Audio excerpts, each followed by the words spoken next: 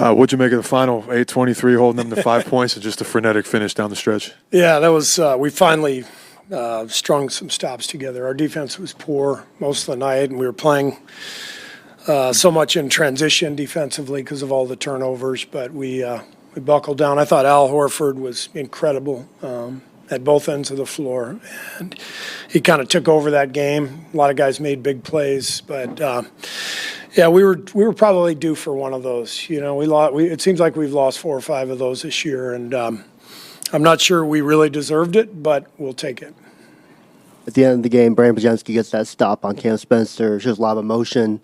Just what does it mean for you as a coach to see him show that kind of fire on the defensive side of the ball? It's great. You know, we were kind of begging for some emotion in the first 3 quarters. You know, we just were dead in the water, and there was no fire, no energy, and you know, the coaches were trying to get everybody going, and sometimes it just takes a spark. And I thought Al was great. I thought, you know, Quentin Post came in for 5 minutes and did a really good job after not being in the game, and we found a group there. You know, those last 7 minutes that it really clicked. When the team is lacking energy, how do the coaches try to spice things up? Like, are you literally begging them to show some energy? I don't know if it's quite, you know, begging, but urging is probably the better word. But no, I think, you know, it's a tough time of year right before the break. We got all the injuries. You know, we're shorthanded, so it has to be a collective effort. It has to be an energetic one. You have to believe. You got to infuse each other with some spirit, some energy, and it took a while, but we finally got there. With Horford, how reliable of a tool is throwing it to him in the post? He's done that a lot in his career, but probably not that much recently. We've been doing it quite a bit against switching teams. He's still really good down there. You know, you saw him get tied up a couple times for jump balls, scrapping, you know, for rebounds.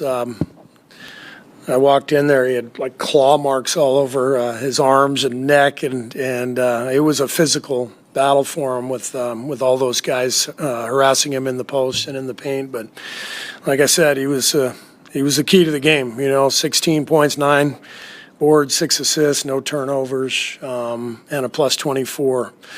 Yeah, it was Al's night. What went into picking that 5 that closed the game on the 11-0 run? Well, once you get a couple stops and you can feel the energy, you just stay with it. And so we had to get Melt out for a couple of minutes just with his minutes restriction, but just felt like that group was going well defensively, and we just stayed with him. Steve, we've known all about Al's winning, his pedigree, his high IQ, but at 39 in year 19, the feistiness, like the scrap, what can you emphasize about that from the final possession and Phoenix to the final possession tonight, those extra scrap that he's showing you guys right now? Well, he's a Hall of Fame player. He's even though he's 39, he keeps himself in great shape. His fundamentals are incredible. His footwork, his hands, understanding pivots to get out of trouble. You know, that's what I think 4 years at Florida, if I'm not mistaken, 2 national titles, playing for Billy. He came into the league ready, and then you add 19 years on top of that. You know, all that experience. He's seen it all. He's a great player, and we're lucky to have him.